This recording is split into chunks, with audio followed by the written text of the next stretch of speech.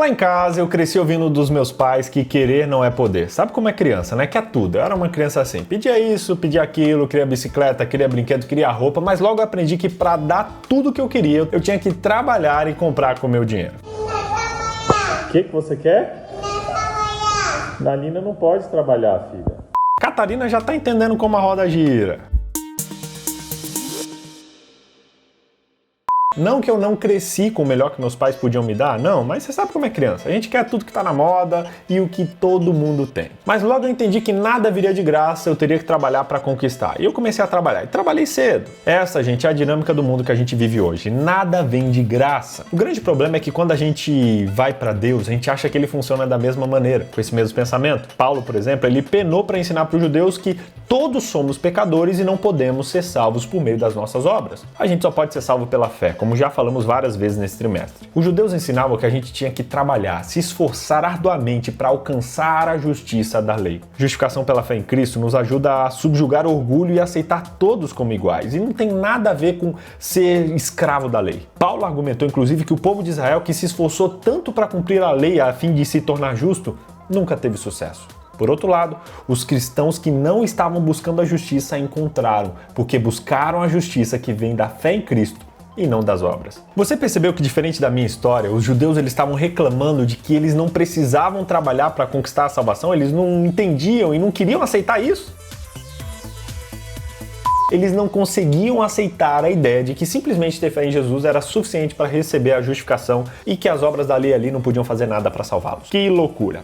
Que loucura. Você já recebeu alguma coisa de graça e insistiu para pagar por aquilo? Esses dias eu senti no meu coração que tinha que entrar numa loja e ajudar uma pessoa. Quando eu fui ajudar ela, ela não aceitou ajuda, não aceitou. Eu falei, olha, Deus tocou no meu coração para eu fazer isso aqui. Ela, não. Resumindo, eu tive que comprar um monte de coisa naquela loja que eu nem queria, tá entulhada ali na minha garagem, só pra pessoa aceitar aquele presente e eu poder ir embora em paz. É complicado. Tem gente que não sabe aceitar presente. Você sabe? Os judeus não sabiam. E eles estavam fazendo isso com Deus, não aceitando o presente de graça, querendo se esforçar. E, gente, o esforço para estabelecer a nossa própria justiça só faz a gente ignorar a verdadeira justiça de Deus. A justiça de Deus é a sua santidade, é a sua perfeição, é o seu caráter. E essa justiça é mais alta do que qualquer pensamento humano ou qualquer obra humana possa alcançar. Quando a gente tenta alcançar isso com as nossas mãos, a gente subestima essa justiça, achando que a gente pode alcançar ela pelos méritos. E esse é um erro fatal. Quando a gente entende a verdadeira beleza e santidade do caráter de Deus, a gente percebe que nenhum esforço humano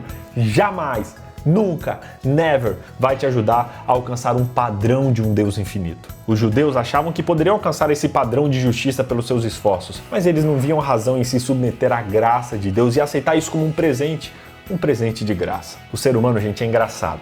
Você já percebeu como as pessoas dão mais valor naquilo que elas têm que pagar e se esforçar para ter? A gente não valoriza muitas coisas que são de graça, né? Parece que a gente não ralou, não sofreu para aquilo. E às vezes eu me pergunto que com Deus é a mesma coisa. Acho que a gente não valoriza a graça porque ela é de graça. Um outro problema de interpretação que Paulo estava tentando explicar ali para os judeus era o fato de que Deus é um ser soberano e ele pode fazer tudo o que ele quer. Isso passou uma impressão de que Deus ele tem misericórdia com quem ele quer, ele escolhe quem ele quer salvar, enfim, parece que ele tem uma panelinha preferida dele, e os judeus achavam mais ou menos isso. Mas é óbvio que não era isso que Paulo estava dizendo. O que ele estava tentando explicar é que a razão pela qual muitos se perdem não é pela ausência de misericórdia, mas pelo livre-arbítrio e pela incredulidade dessas pessoas. Ou seja, elas têm que crer e aceitar para serem salvas. Deus não vai obrigar ninguém a ser salvo, ele não vai arrastar ninguém para o céu, não. Forçar alguém a passar a eternidade com você é tortura. Entenda, gente, Deus não obriga ninguém a nada, mas ele tem misericórdia com todos.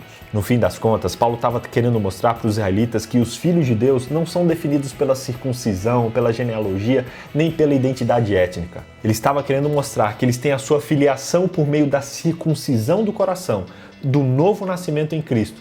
Tudo isso é obra realizada somente pelo Espírito Santo. Ser um verdadeiro cristão não depende de quem foram seus ancestrais, de qual é a sua linhagem, de quem é seu pai, sua mãe, não. Isso é resultado da graça divina. Paulo mesmo disse, não pensemos que a palavra de Deus falhou, pois nem todos os descendentes de Israel são de Israel. Que tapa na cara. Por isso, gente, que a fé dos seus pais não vai salvar você. Não vai, não. Graças a Deus que nós temos um Deus. Eu sei que ficou estranha essa frase, mas tudo bem. Nós temos um Deus extremamente inclusivo, que recebe a gente de braços abertos, não importa o quanto nós o tenhamos negligenciado. Olha só esse verso. Eu a plantarei para mim mesmo naquela terra. Tratarei com amor aquela que chamei não amada. Direi àquele chamado não meu povo, você é meu povo. E ele dirá, tu és o meu Deus. Que lindo, cara! Em Romanos 10, 4, Paulo diz que o fim da lei é Cristo. O que será que ele quis dizer com isso? Será que Cristo eliminou a lei e colocou um fim na lei?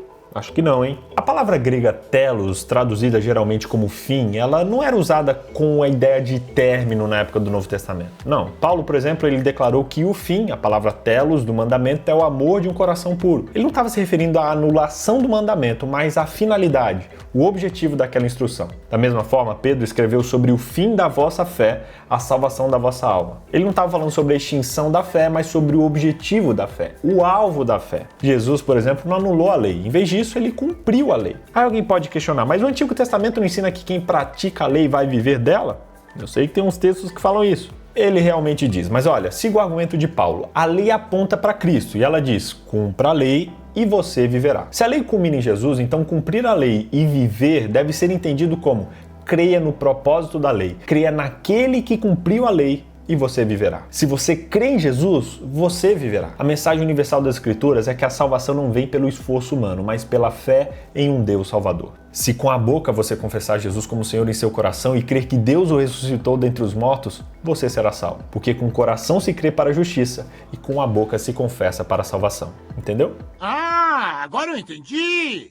O Senhor Jesus foi o dom de Deus ao mundo inteiro, foi o presente que Deus deu para nós. Não somente para as classes mais elevadas e nem para alguma nacionalidade em detrimento da outra. Não. A graça salvadora de Cristo se estende ao mundo inteiro. Quem quiser pode beber de graça da água da vida. Todo aquele que invocar o nome do Senhor será salvo. Mas olha, há trabalho zeloso a ser realizado. O convite do Evangelho deve ser levado a toda a localidade, pois como invocarão aquele a quem não creram? E como crerão naquele que nem ouviram falar? Como ouvirão se não há quem pregue?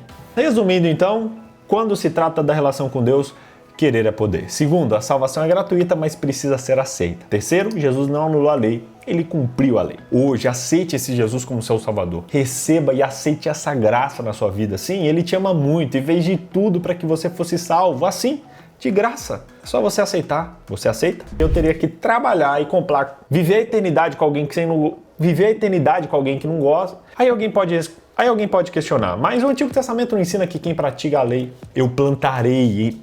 Peraí. Deve ser entendido de acordo com creia no propósito... Nossa.